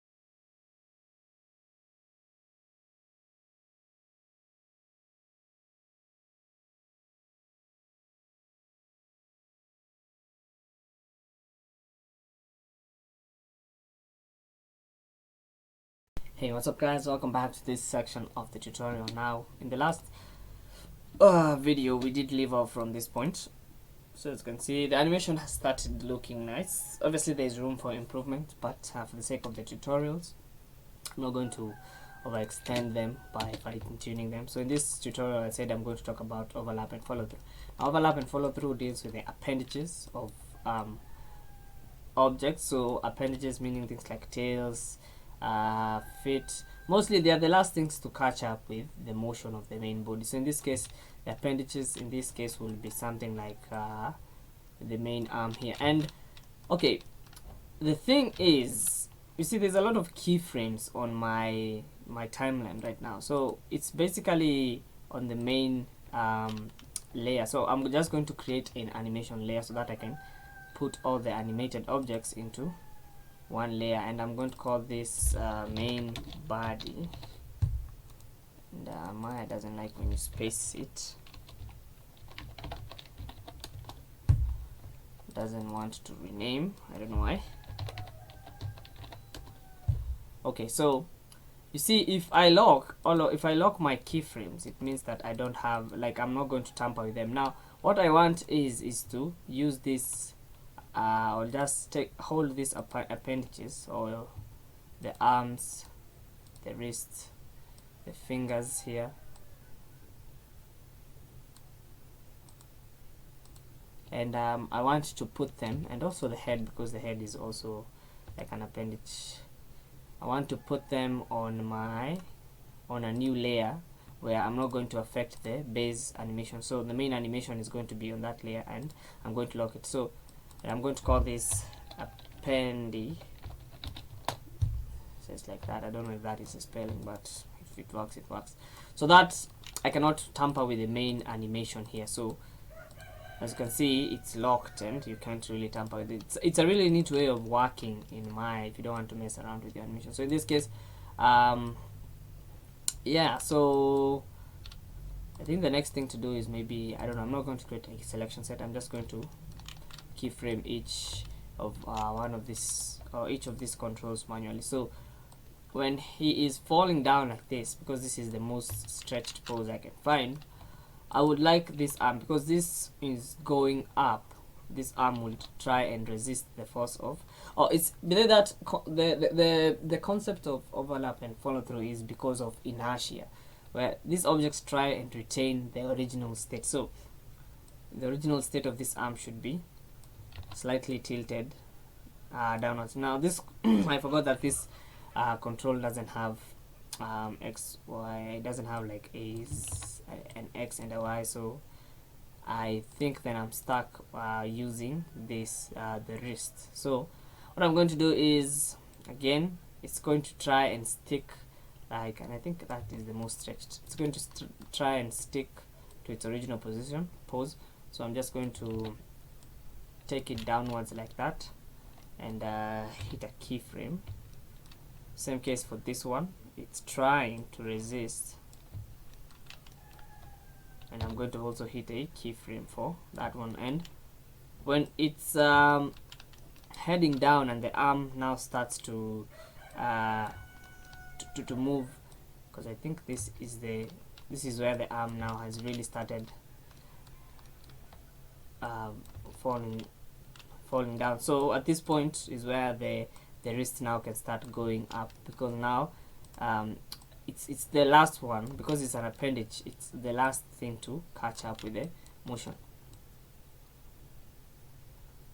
And right now it may look like it's not making a difference, but best thing to do is to just continue tweaking, and once the character hits the ground, you can notice, I notice that the arm is going forward, so you can go to this one, key it that way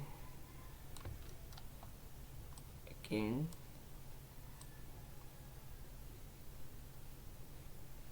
Up now you can notice that something has started happening with the wrist. Whenever the main arm is moving down, just remember that because it's an appendage, you see, and you now notice that it looks kind of natural. Because it's an appendage, it's supposed to move in the opposite direction. Okay, so at this point where he's trying to move really down, you can also just try and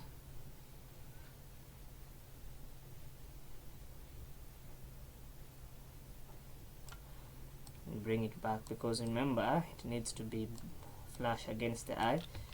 And the best way to work, I think, is to focus on one arm at a time. So let's look at the main camera and see.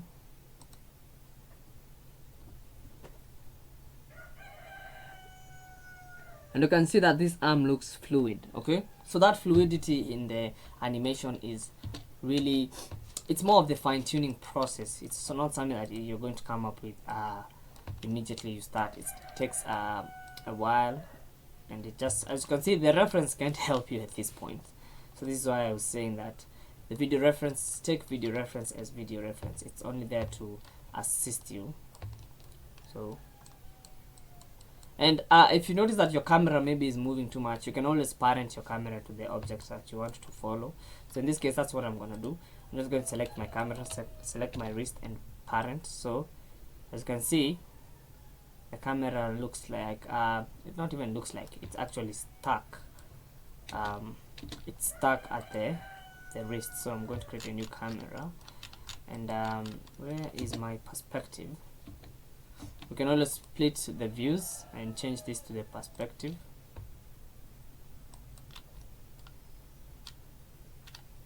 Wait, is this the one parented or what? Oh, no, it's supposed to be the part. Let's take this to perspective 1 here. And you need to show cameras, because I'm trying to look for the perspective. I can't see it. So select camera. It seems it cannot be seen, but it's okay. I'm just going to rotate it, move it to its subject. It's supposed to be focused on the wrist. So these are just tips, okay? It's not something that you have to do. I'm just showing you basically how you will go about making your work or making your life a little bit easier. So let's go to the perspective now, because now I've already focused on the arm. Now I can and I've started to notice that that can be kind of a problem. So I'm just going to stick this back to its perspective, the new camera that I've created. And yeah, let's focus on here, because when it's stuck like this, there's no way for me to, I've realized that there's actually no way for me to tell if the arm is moving up or down. So that was a mistake on my part. So I'm just going to unparent the perspective and leave it as is. And it's good sometimes to try. It's good to try and see that whatever you're trying is not working. And you possibly want to make sure that by selecting the camera, you want to make sure that the rotation values are correct. So this was getting a tilt. So let's just focus on the arm. It's good that you've seen me make that mistake, so that you can try and see why it did not work. So in this case, when the arm is, when he is moving like this arm is going up, remember the wrist needs to calm down. Oops. And at this point the arm is going up, but it's at this, it's frame 6 here.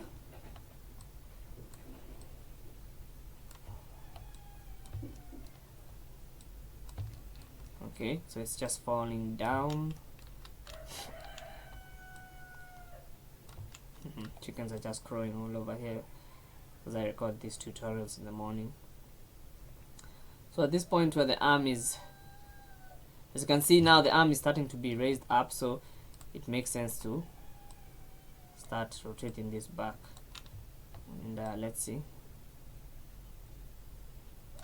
And it's really, the arm is really going up. Okay, so, and again he's going down, so the arm will slightly rotate up again. And again it's rotating this way, so the arm will be left behind and then catch up with the rest. Maybe a slight frame forward like that. Let's see, has that made a much of a difference? So the graphic front, remember we were animating from the front view. As you can see, the arms, or not the arms necessarily, the wrist look fluid.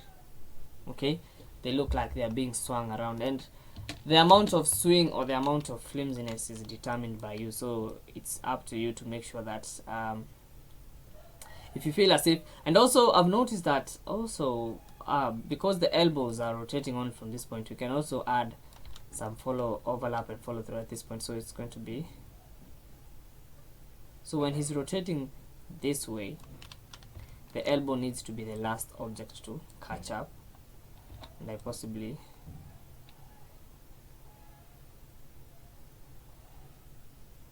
so,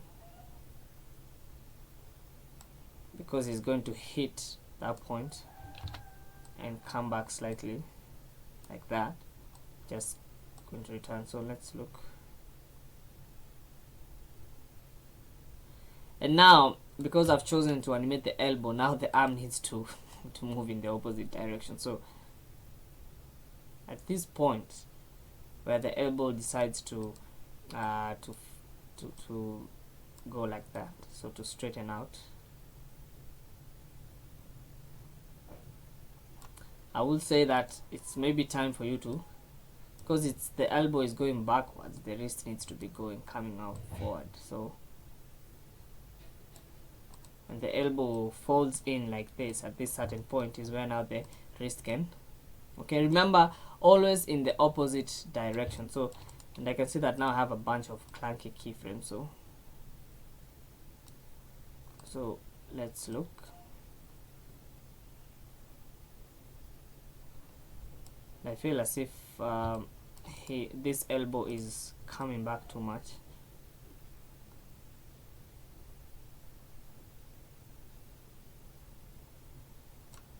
So slightly, let's see.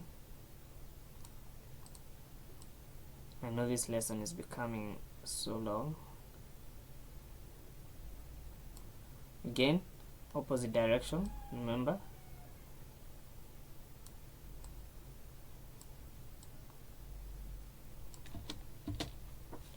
Let me see if it's making so much of a difference.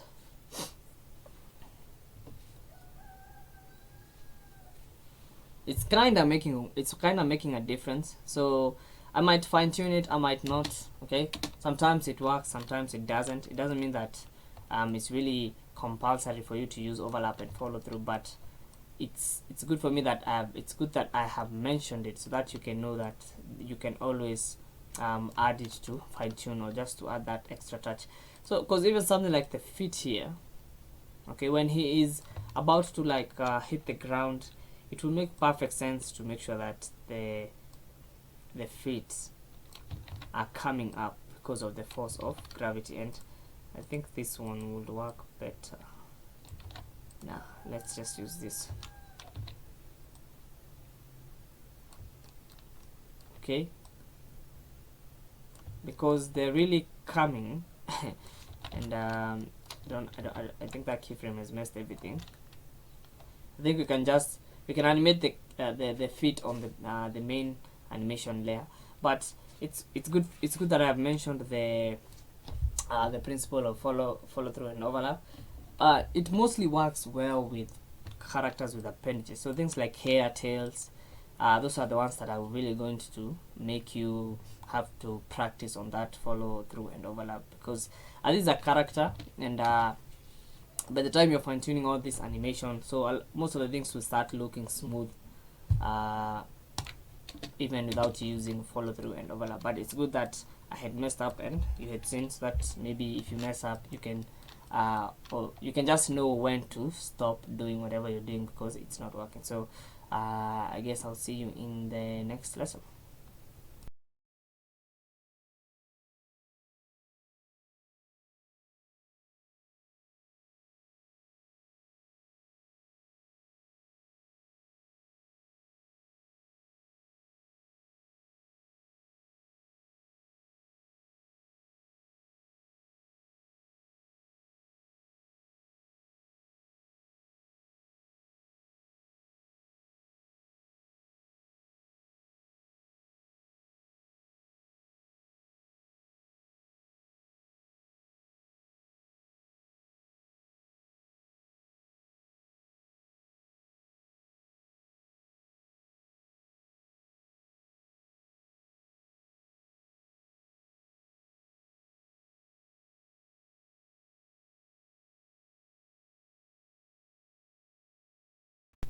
Hey, what's up guys, welcome back to this section of the tutorial. Now we left off here, so we determined that this is the next major pose, and I'm just going to go to this control, go to this control, go to this control, and I'm basically going to zero them out because they're basically the ones moving, and also the knee controls, so just zero them out. In case you're wondering how I've selected all of this, is just by holding down shift and clicking downwards, you're going to get that. So possibly want to key everything, and so at this pose he's very low on the ground like that. His arms have dropped down. Now this is just why he's doing that. Logically he is because of the weight of his body, he has to make sure that he contains all the he finds a way to contain all the force, if that makes sense. I'm not like a physician or anything like that, so really man, don't judge me. I'm just trying to find the best way to explain it to you guys. But basically that is what is happening here. So it's like a spring. He has a lot of energy, and basically that's the concept behind squash and stretch. Really, he's squashing at this pose, and these ones are obviously at 0. So he's squashing at this pose because he has to, like, all the energy is compressing downwards his body. And I think I inverted. This is supposed to be this way, this one is one that's supposed to be outwards. So really, I know the thing that I like to tell people when they're starting out with animation is don't be impatient, because patience is really something you need to work on, because it does, as you can see, it does take quite some tweaking, and sometimes it does things that you don't want it to do. Okay, obviously I can see this foot is really not behaving the way I want it to behave, so I'm really trying not to lose my patience with this foot here. And just because it's video reference, it doesn't mean that you have to exactly do whatever it's or whatever the video reference is doing, because in this case I can see that this pose is really annoying to come up with. So why is the rig? Oh, okay, seeing what's going on there. So that is what is happening. Like in this case, I think I like his compression when he's like this. I just see that because now because this is an animated, is a hand-drawn thing, he tends to, like the animator Alan Becker, if he is indeed the one who animated those clips, see, he tends to exaggerate his poses, which is another principle of animation, exaggeration, because as you can see, it does sell the motion and offset this, and he needs to make sure that the weight is landing on one side. So it makes sense to take the weight to this other leg, because this was the leg that was down initially. So, and his back at this state is really arched, and his head should be looking towards us. It's like, whoa, I just made it. That is if that makes any sense. Again, it's just a matter of education. It's not really like I'm the best or the hippiest guy. And again, making sure that we don't like the way this is. Making sure that whatever helps you understand, or whatever helps you in this animating process, that is what works. So let no one tell you that, oh, obviously there's guidelines, but guidelines, think of them as roadmaps, but not exact roadmaps, because at the end of the day, everyone is going to develop their own style of animating. So for me, I'm teaching you how I like approach my, or maybe my method of approaching animation. So I think I like you when it's like that. Looks like a convincing pose, and that maybe the head needs to maybe face that way. As you can see, if the silhouette is good, then your pose is good. So obviously it looks like shit right now. Sorry for cussing. And don't worry, you're just blocking out the poses. So in most cases you need to go to your preferences, make sure that you are at linear, not linear, but is it? Yeah, I think it's linear, stepped. That way it's going to snap.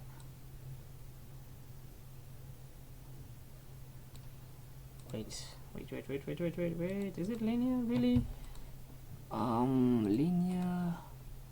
Linear, save. Let me see. It's still playing back smoothly. weighted. Oh, there's also this option for weighted tangents. Now that one I'm going to explain when we get to the graph editor, because there's really no good way of explaining it, but I think linear should work. But what I'm going to do is I'm just going to select everything.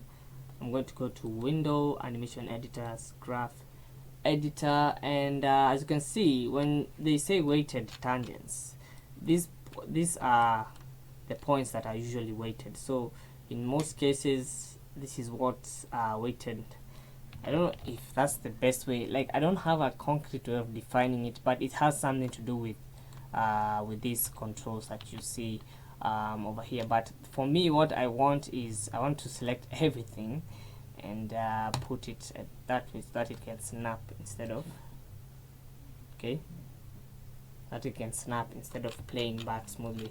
As soon as you do that, is so that you can avoid getting distracted. So as you can see, I was looking at it and seeing that it's not really coming along well, so let's make sure that you're not really distracted. So the next pose that we are going to focus on is it's this one. So he gets out from that pose and quickly goes to this pose. So he holds it. So we are going to go to frame 30. So that's the next major pose, and select everything key so that I cannot forget. And remember his foot. I think his foot has not moved from the same spot, so look at that point. So this is why now video reference sometimes is good. And for some of this stuff, especially like things that are rotating, I usually recommend that you zero out everything if you're going to the next pose, because you are bound to get some weird values, some values that are way beyond what you would normally expect. So zeroing out at least helps you to focus, or not focus, but to speed up the process. But his foot does rotate, even if it's on the same spot. His foot, I'm sure, rotates a little bit that way. So, and he's not really that down, so if I was to check,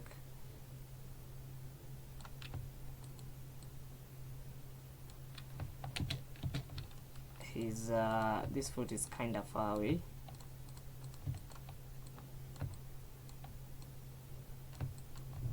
And I think also, yeah, this one does rotate inwards this way.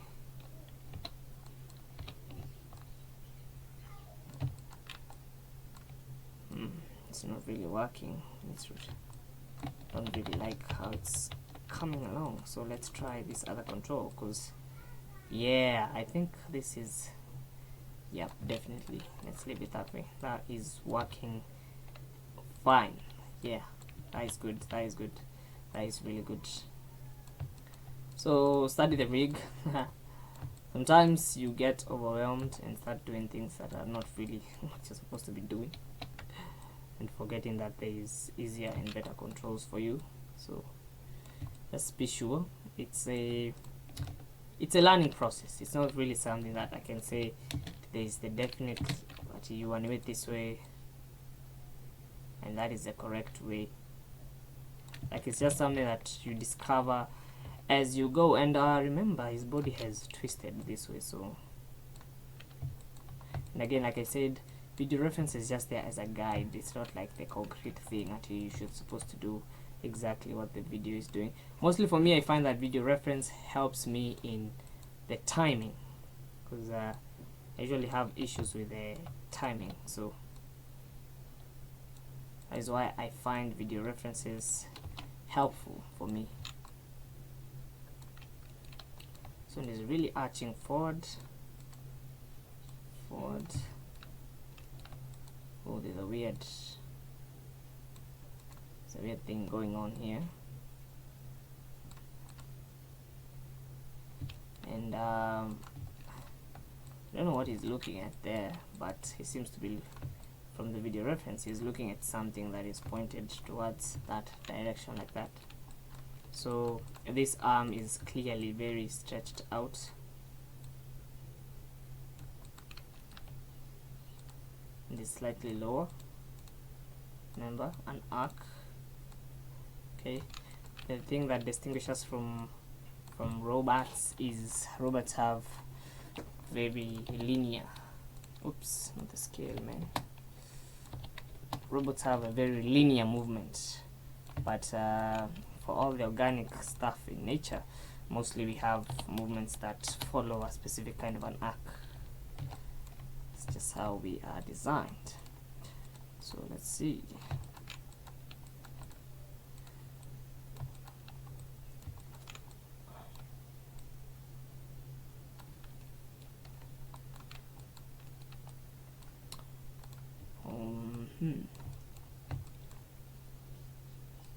So I don't know who he's looking at there, but this one seems to be very, make sure that,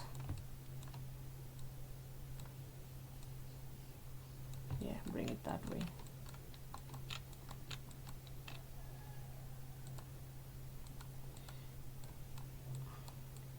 And forgive me for the silence, it's just that sometimes you have to really concentrate on getting the right pose, so that's why sometimes you can just hear me go off or go silent on you guys, but it's not that I'm silent, I'm just trying to concentrate on making this a better pose.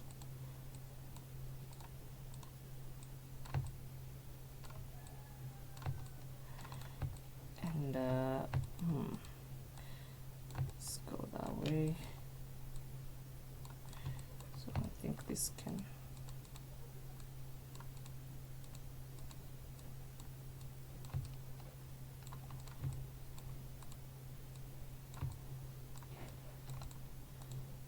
can slightly go this way, and yeah, we can rotate it backwards like that.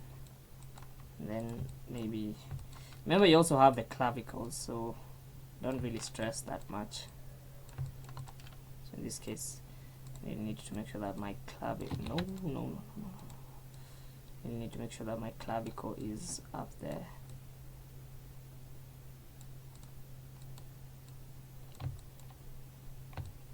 Like that.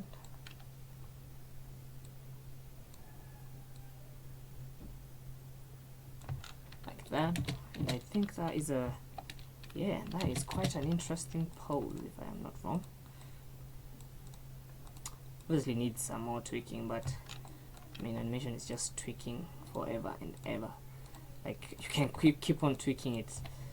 And trust me, sometimes you just need to step away and look at it from with fresh eyes. So yeah, that's quite a nice pose there. That is quite an interesting pose there. And I think this one can move that way. You can tilt that leg like that, and yeah, it's quite, actually it's quite good. I did not expect it to turn this good. So yeah, and key everything, and you slowly get in there. So as you can see, it was just